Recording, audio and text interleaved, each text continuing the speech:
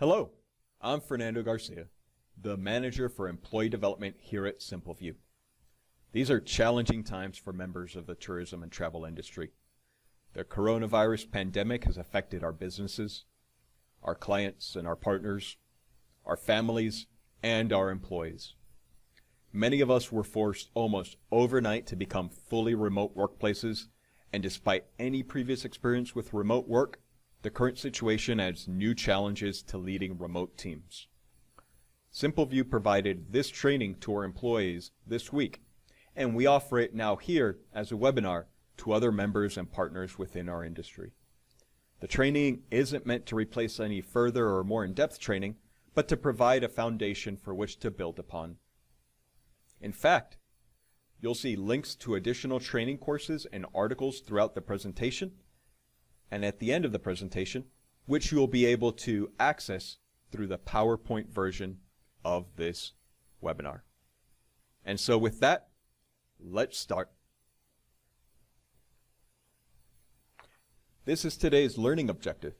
By the end of the presentation, you should feel more confident in setting expectations, ensuring effective communication, managing productivity, and maintaining employee motivation in order to effectively lead a dispersed team to meet organizational objectives.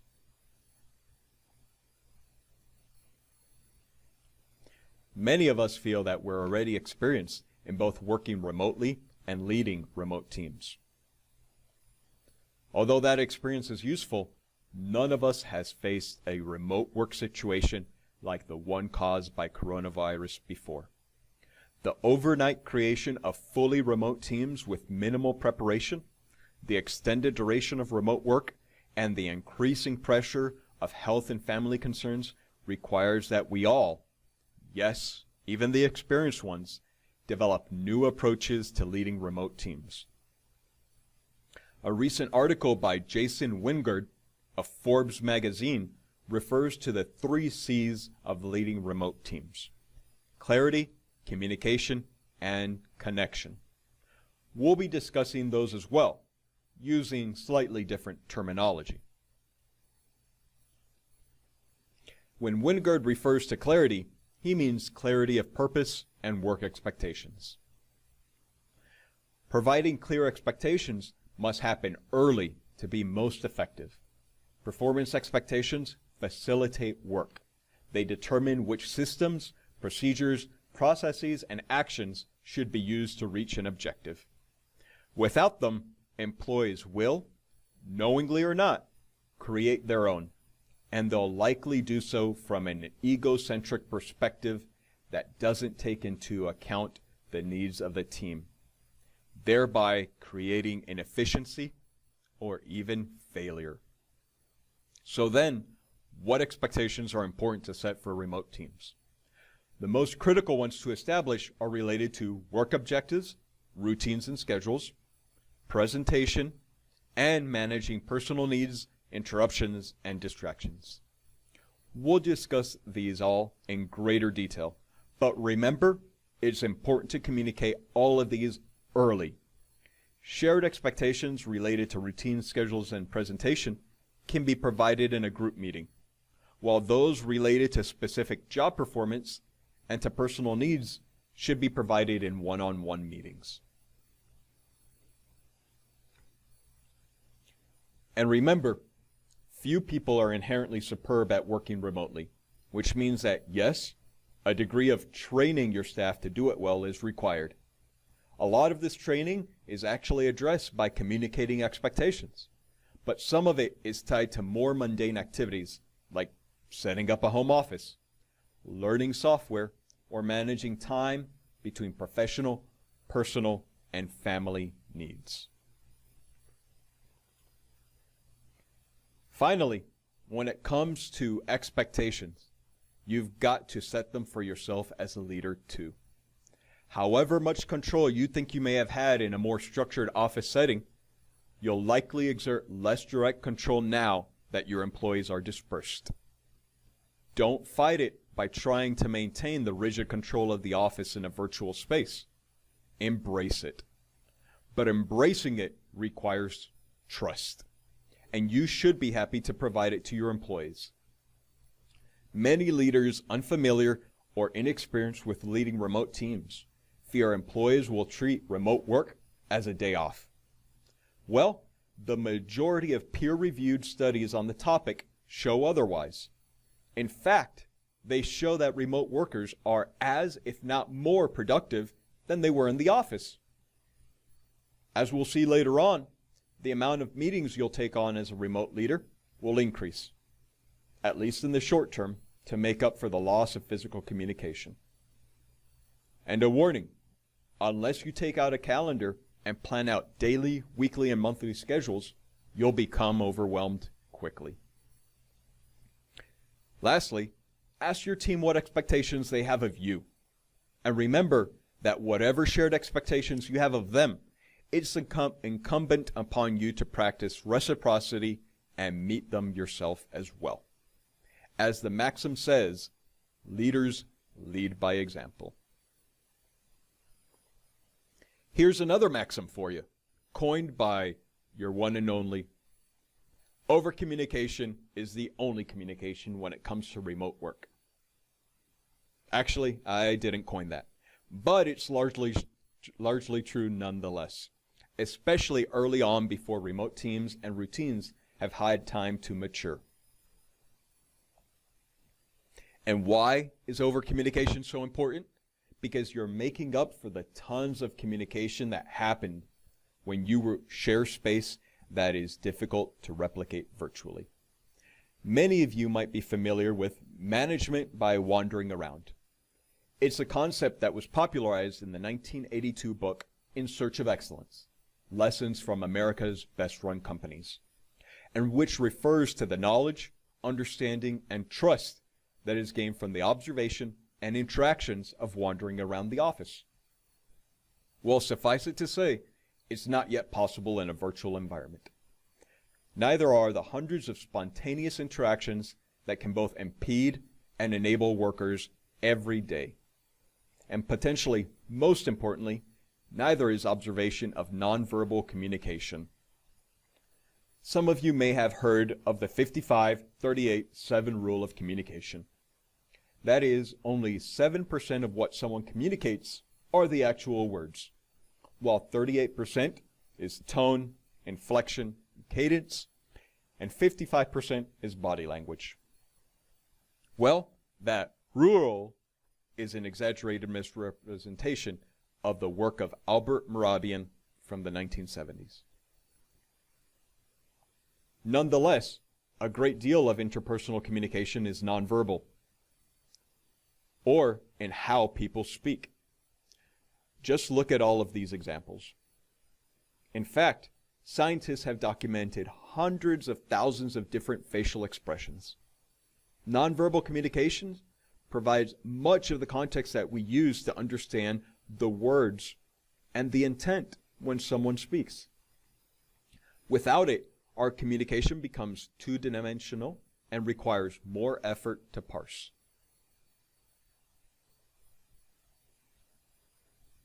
As such, in order to replicate as much of the benefit gained from physical interaction as possible, we must understand how to use the mediums of remote communication in a targeted manner. Many employees will defer to text or IM for all communication unless otherwise directed. And why not? It doesn't require dressing, combing, cleaning, or rearranging background walls. And yet, it's the least flexible of all the mediums available to you.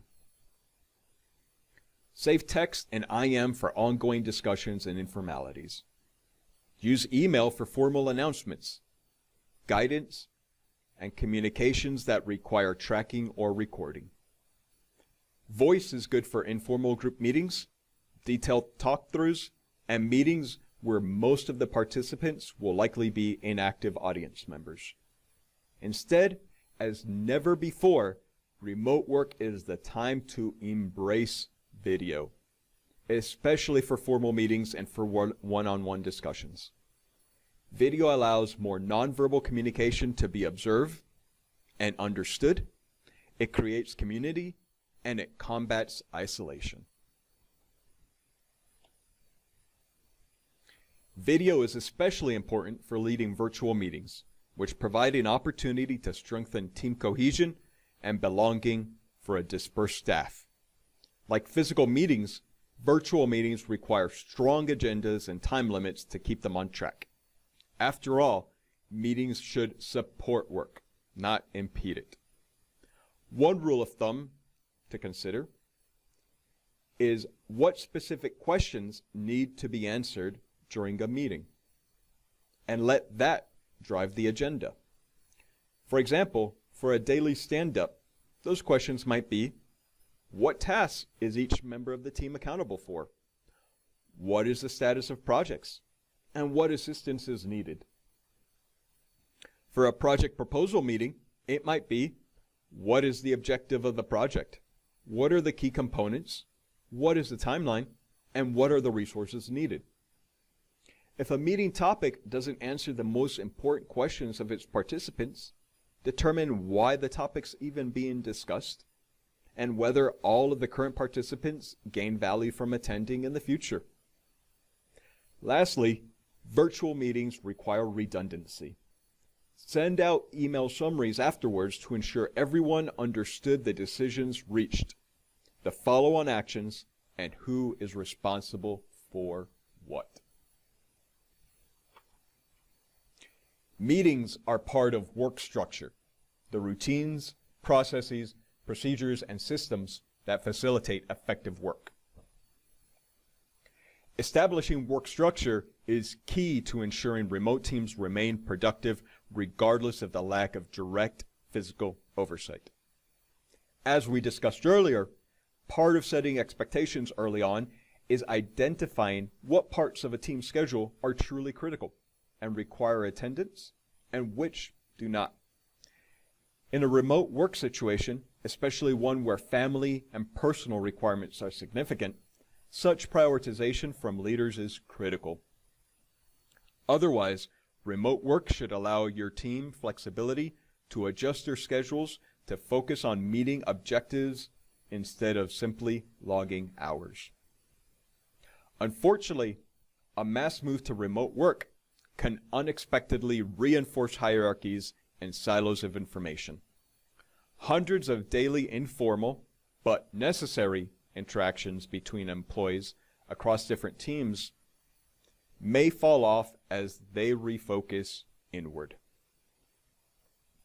That means that leaders must deliberately assess what communications and coordination between teams and departments regularly happened, determine the importance, and speak with other leaders to ensure that it continues. In some cases, leaders may have to become responsible for greater communication between teams and departments to ensure coordination still occurs. Preferably, the organization can employ what are called flattened communications. Flattened communications refers to the ability of lower-level staff to coordinate between themselves across teams and departments without having to first send it up their chain and to wait for it to navigate different team hierarchies. Flattened communications are usually quicker and more flexible, but again, they require leaders, with some initial guidance, of course, to trust their employees in doing so. How will you know what communications and coordinations your team members are regularly involved? Easy. Just ask them. Productivity is managed at the team and individual levels. Once individual work expectations are communicated, leaders must observe and provide feedback.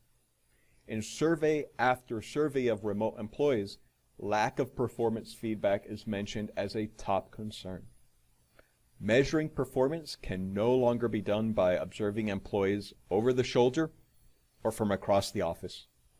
As such, leaders of remote teams must reorient towards measuring work outputs over inputs. This is generally easier to accomplish when it comes to measuring quantitative performance. For example, the number of sales, entries logged, or reports completed. And it becomes more difficult when it comes to measuring qualitative performance, especially for jobs that have few formal outputs. In such cases, regular check-ins and progress reviews may be helpful in assessing performance.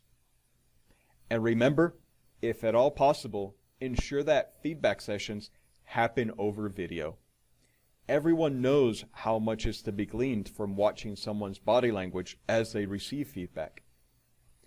And in the case of negative criticism, it deserves to be shared eye to eye over video even more so.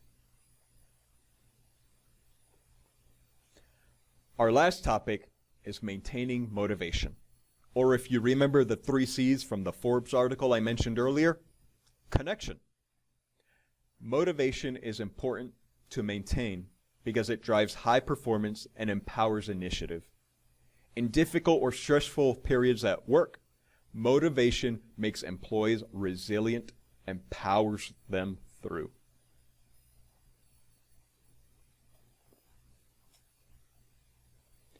Strong workplaces and teams are built upon strong cultures. Culture is naturally easier to create and sustain through physical interaction and proximity, and it provides the context in which employees execute their work-related responsibilities and understand their organization. It is critical to the health of the team and to the organization overall that you create and maintain culture with your remote team. And you do so by replicating the trappings of workplace culture in the virtual space. Consider virtual water coolers to catch up with team members, and virtual breaks when team members can all go out for a walk, play a game of video charades, or grab coffee. Start virtual meetings early so folks can engage in the banter they do so during physical meetings. Beyond these team events, it also falls onto you as a leader to ensure the team remains committed to the organization overall. Share news and achievements from other departments, set up virtual team building activities with other teams, and ask your team members what they want to know from the organization, find it out, and share it back with them. Remember, as a leader, it's your responsibility to be the voice of senior leaders with your employees and to be the voice of your employees with senior leaders. Beyond these team building activities, remote work, especially in the age of forced isolation and quarantines, can create as many negative as positive psychological effects for both you and your staff. Understand the other pressures that weigh on your employees outside of work. Don't hide from understanding this. You're not a psychiatrist. At least I'm guessing you're not. But asking team members how they're holding up won't trap you into becoming one. Have team members share with each other how they cope with difficulties and what resources they might be able to recommend to each other. When employees observe their leaders demonstrate a stake in their well-being, their own commitment to the leader and the organization's success naturally grows. Lastly, ask for help yourself.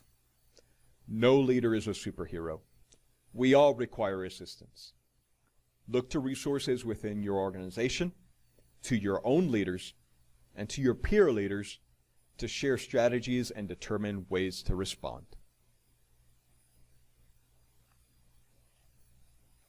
And that brings us to the takeaway. Leading a remote team provides new challenges, especially in our current circumstances. But by trusting your employees, setting clear expectations, communicating consistently, managing productivity through work structure and feedback, and deliberately building culture and resilience, you can lead your team to meet the organization's objectives, regardless of the obstacles that the coronavirus or anything else might pose. In the PowerPoint version of these slides, you'll find recommendations for additional training resources and articles that provide greater depth and which were referenced in developing some of today's material. We hope that this half hour has helped you set a strategy for leading your remote team, potentially your newly remote team, especially in these uncertain and fast-moving times. From Simpleview, thank you for your time and consideration, and remember, we're in this together.